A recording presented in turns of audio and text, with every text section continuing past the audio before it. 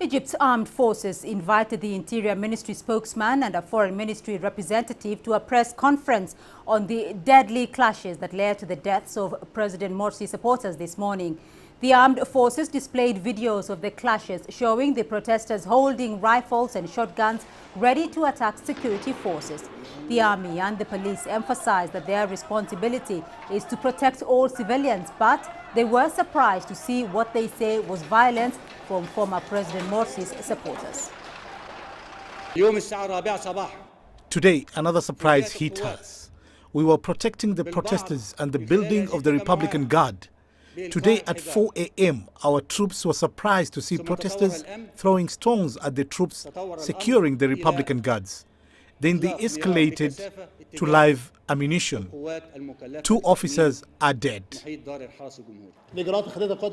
armed forces, despite all what has been said about them, dealt with the angry protesters with wisdom, because we know at the end that the protester is an Egyptian citizen and it's our duty to protect them. But today, the scene was not peaceful. Well, the latest violence has fueled concern at the African Union. And speaking exclusively to CCTV, the Peace and Security Commissioner Ramtane Lamamra says the African Union also is worried for the safety of Mohamed Morsi and other detained members of the Muslim Brotherhood. Are you worried about the detained President Mohamed Morsi and other officials from his former government? We are worried about the situation because of course, we were mindful of the difficulties, the challenges in the country, but we were hopeful that they will eventually overcome all the difficulties of building democracy.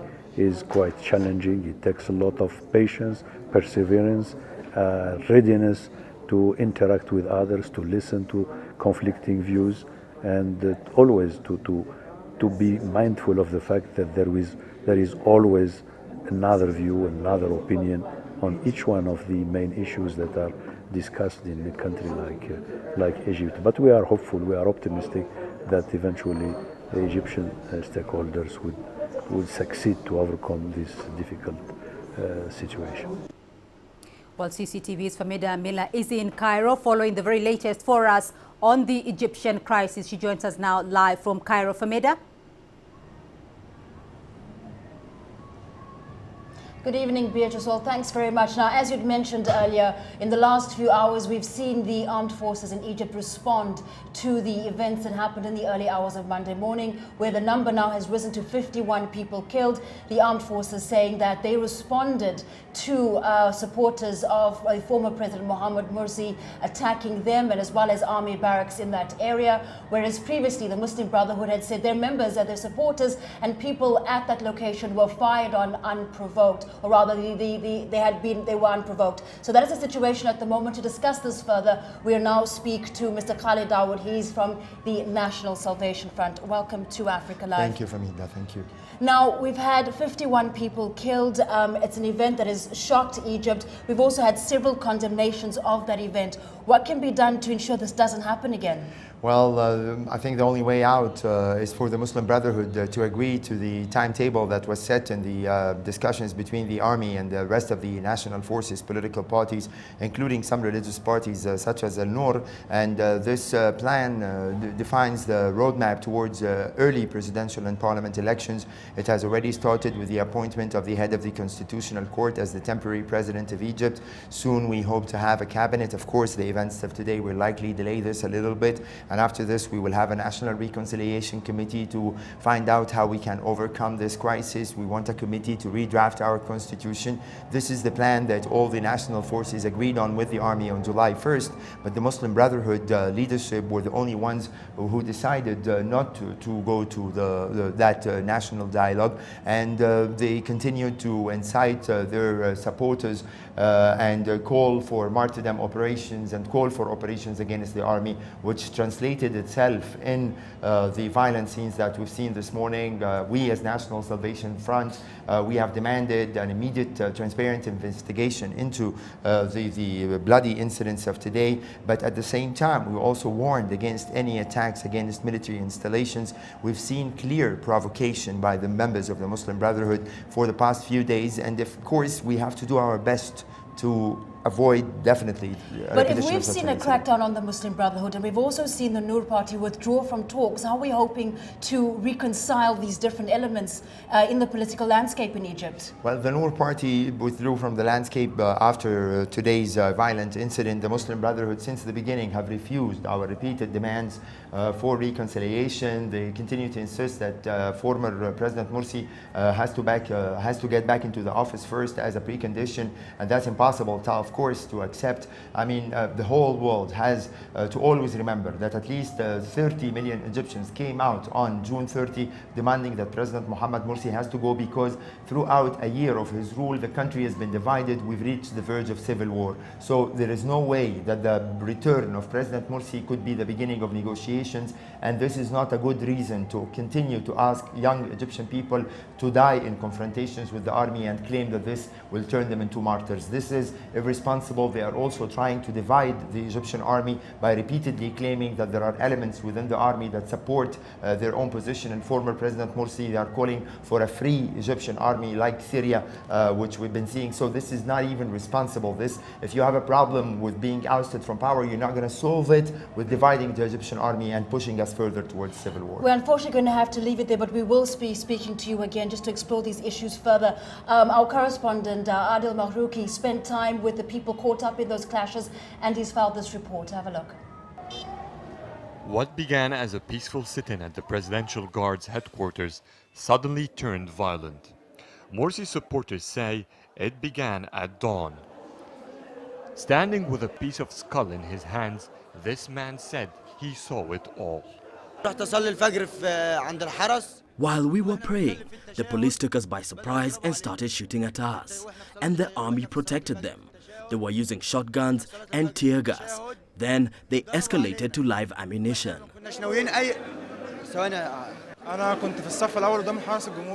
I was sleeping at the Presidential Guard. I woke up after the prayer and I heard shots 1 kilometer away. Then the firing started from the Presidential Guard side. Contradicting information from some who say they are eyewitnesses. It seems that there is an agreement. It happened around the prayer time, at the end of it, or right after, but no one knows what ignited it. It is commonly known that the Presidential Guard would attack only to push back a threat, but we have no confirmation so far from their side. There are direct shots with live ammunition in the chest, head, abdomen and the diaphragm, and all are killing shots. We have at least 20 people dead in this clinic. An army officer saw me and I said, "Don't shoot." I was unarmed, but he shot me anyway. Everyone is now dead. CCTV has confirmed reports that the army has videos of the attacks. It aims to release them to the public. Egypt's sleep was disrupted by the screams of one of the deadliest clashes it's seen in days. And protesters here are determined to continue until President Morsi returns to his position. Adil Mahroui, CCTV, Cairo.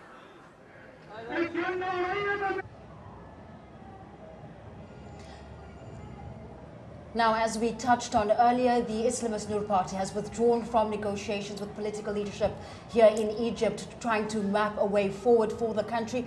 We now speak to Mr. Aman Meki from the Noor Party. Hi. Welcome to Africa Live. Now, looking at your party's withdrawal from these talks, why have you not waited for investigations into those clashes to determine exactly what happened? Why the stance at this point? Okay, this is we were saying this is one of the reasons. The people that have been killed from Egyptians today, that one reason for withdrawing our participation that happening last night. But the only thing, the other things that, and the other reasons that we see there is the sharp polarization that happening on the negotiation right now. There is no sharing and there is no participation from all parties. We cannot draw the roadmap after June 30th alone. We even they are drawing the roadmap themselves already, and they are trying to put it into implementation with no participation from other parties. So as we had initiative 4 months ago to Dr. Morsi, and we were trying to bring National Salvation Front to speak and to share in the government, and to have the national unified government before that. So we are asking for the same thing.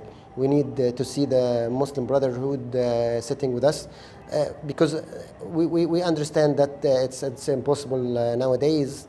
Do you see the likelihood of an inclusive government? Because the promises have been made, or at least expressions have been made, that the Muslim Brotherhood will be incorporated into those discussions. They have a role to play in Egypt's political future. Yeah, but we cannot see that in the first constitutional declaration that happened on last Friday. And also that putting or forcing al-Baradei as a prime minister before, with no opening a discussion or the dialogue between all parties, and even the arresting some of the leaders from Muslim Brotherhood with the way from home, and in breaking their privacy like that, and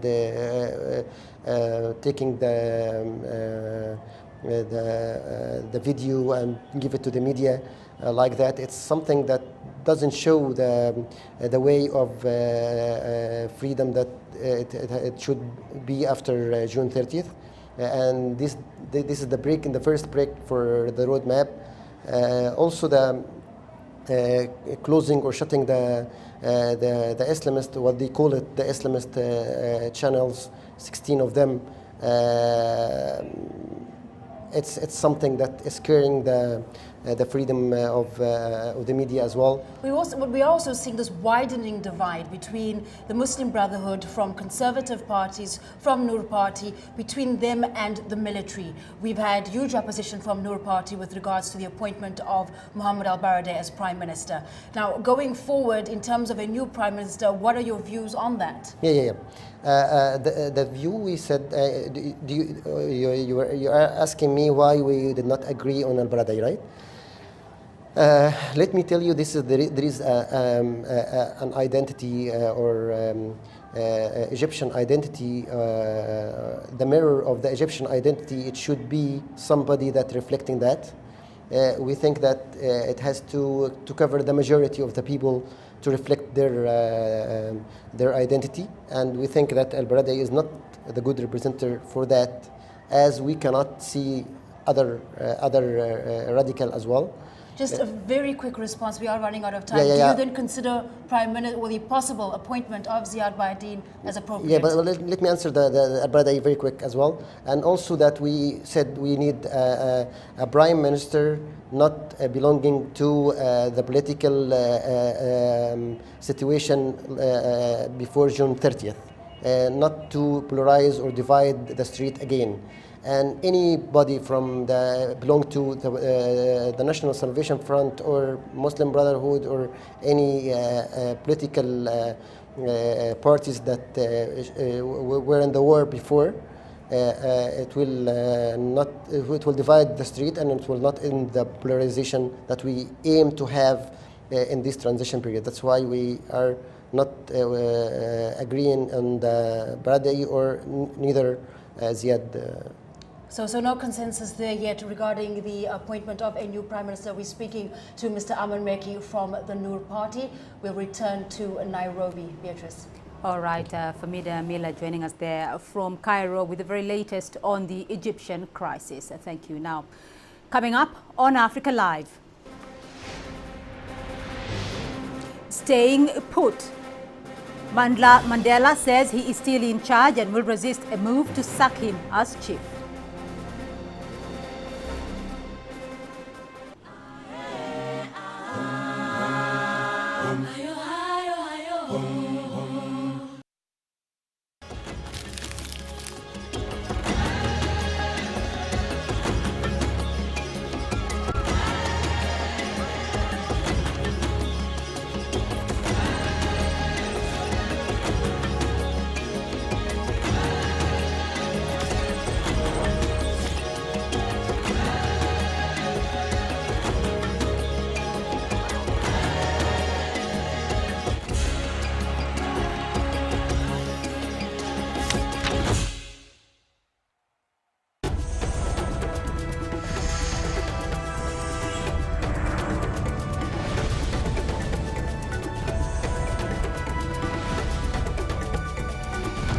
South Africa now, and there's been yet another twist in the tale of the Mandela family feud.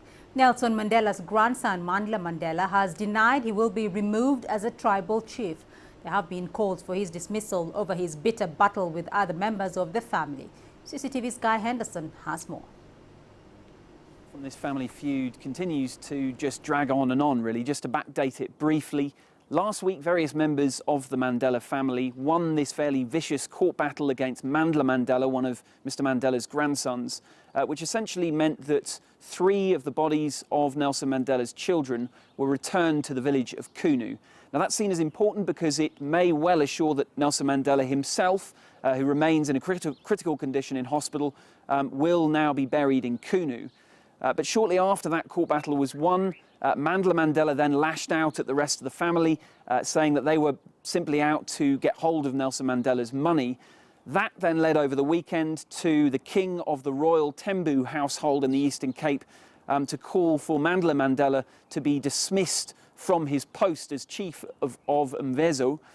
But then on Monday, Mandla Mandela said that wasn't going to happen. He literally laughed off the suggestion and said that the king couldn't simply remove Mandela at his will.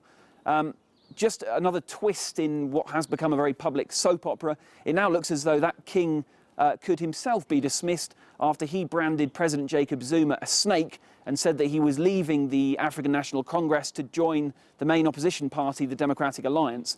Now, it's not yet clear whether that could mean it's more likely that Mandela now remains in his post, but certainly his reputation and his image throughout this very public dispute has been severely damaged, as has that of the Mandela family name. Despite all of that, though, Nelson Mandela himself, his image as a freedom fighter and the father of the nation, appears to remain untouched and perhaps even untouchable. Guy Henderson, CCTV, Johannesburg. The rebel M23 movement in eastern DRC is reinforcing its positions around the eastern city of Goma following deadly clashes this past weekend with the Congolese army. The group is also stepping up its recruitment of new fighters. CCTV correspondent Hilary Ayegisa with the details. The Rumangabo military base just north of Goma. And these are among the latest recruits to the M23 rebel movement. Their journey begins with baby steps. Simple drill, stripping and assault rifle. The rebels have denied allegations that they force people and children to fight. And the recruits we spoke to seem eager to be here. We find there is no other solution. We have to fight and to restore a good government. When dignity in Congo will be the rule. A Congolese find himself in his country as a citizen. The M23 says it will continue recruiting. Any other adult Congolese is welcome. We will open our doors to them, but this does not mean we are eager for confrontation with government forces. But if they provoke us, we shall fight back. The M23 won't reveal its numbers, but some estimates suggest they have 5,000 in their ranks. The rebellion broke out early in 2012 as a mutiny among Congolese troops. The fighting spiraled before regional powers brokered talks between the M23 leadership and the government of DRC President Laurent Kabila. In the latest clashes, 7 people were reported killed. Rebel commanders have now moved forward, and their forces have taken a position in the hills around Goma. A move by the M23 rebels to consolidate position could justify their claim to protect themselves if attacked. But should serious fighting resume in this volatile region, this may mean more displacement of civilians. The UN is hoping to protect civilians, but it's also planning to fight now. The first troops from a 3,000-strong UN intervention force have moved into Goma. Their mandate is to engage all armed groups in the region, including the M23. The rebels say they will respond. If UN soldiers shoot at me, my escort will shoot back in the first place. Should the UN come here and shoot at civilians, where we are in Rushuru, we will fight the UN for attacking our population. So we have no problem as long as they keep their distance.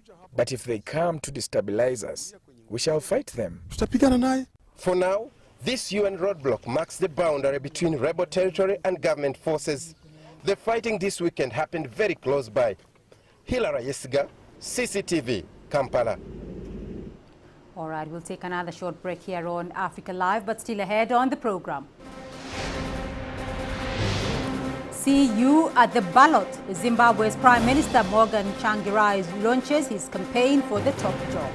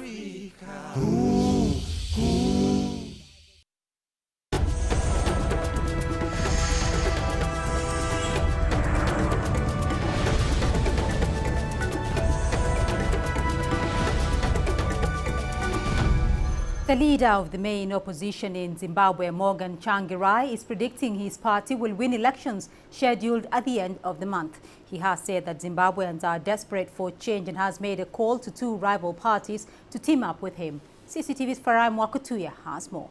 The MDC unveiled its manifesto on Sunday with the promise of better lives, jobs and good governance for Zimbabweans. Thousands of party faithful were in Marondera, 80 kilometers east of Harare, to witness Tsvangirai launch his latest attempt to unseat President Robert Mugabe.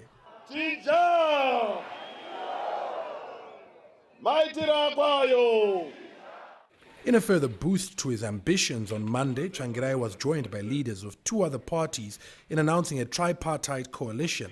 I don't go in an election with the idea of failing. Why go there in the first place? Right? So I can assure you that we are very confident. The people of Zimbabwe are very confident that change is coming. Mavambo Kusile Dawn and Zanu Ndonga are uniting behind the MDC leader who poses the biggest challenge to President Mugabe in a field that has 5 contenders. The coalition partners extended an invitation to other parties to rally behind a single candidate as the best way to usher in change. Though acknowledging that conditions are far from ideal, Prime Minister Tsvangirai is confident that he can garner more votes than his rival President Mugabe, as he did in the 2008 election. The crucial question, however, remains on whether he can convert that electoral victory into power this time round. Farai Mwakutuya, CCTV, Harare, Zimbabwe. Well, let's head north now, where campaigning for Mali's presidential election scheduled for July the 28th officially got underway on Sunday. The still divided nation is struggling to move on from an 18-month political crisis in which Islamist rebels seized huge swathes of the north in the wake of a military coup in March of last year. Critics say the elections are premature, but presidential candidates are already competing for the top spot. Clementine Logan has more. Election fever is underway in Mali ahead of its watershed presidential election. The nation is still struggling to move on from war and return to constitutional order after an 18-month political crisis. Malians of all political persuasions feel the time for change has come. Mali needs change and fresh ideas. Mali needs people who haven't been in charge for the past 2 years. That is why we are here to support Mara today. I think that he's the only politician able to get this country out of the trouble that it has been in for 10 years now. He's the only candidate who can put this country back to work, can restore Mali's values, and can help young people who have lost all hope find it again. Mali's Constitutional Court released a list of candidates on Friday, which features 4 former prime ministers, an array of political heavyweights, and just one woman. So far, they've stuck to an uncontroversial agenda, spelling out the same goals: to rebuild, restore peace, ensure security and development, and fight corruption. It's really about electing someone who will make peace between Malians and rebuild the government. The poll will be the first since a coup in March last year that ousted democratically elected President Amadou Toumani Touré, creating a vacuum that allowed al-Qaeda-linked groups to seize northern Mali. France, which is beginning to withdraw most of the troops it sent in January, has been pushing for a quick election in the hope of restoring order under an interim government. That transitional government lifted a nearly 6-month state of emergency on Saturday, but critics argue that polls are being rushed and, far from restoring democracy, threaten to plunge what remains a divided nation further into chaos. Mali's election commission has also expressed doubts about holding the vote on time, with some 500,000 people still displaced after the conflict. Many observers have also raised concerns over security challenges in the vast desert north. On Friday, Malian troops entered the last rebel stronghold, the key northern city of Kidal, which had been held by Tuareg separatists since Islamists were driven out. The lack of government control in the city was seen as a major obstacle to organising a fair election. Now, a UN peacekeeping mission is charged with ensuring security during and after the elections. A European Union mission has also begun work and will report on whether the elections, which could go to a second round in August, are credible a few weeks after the result is announced. Clementine Logan, CCTV.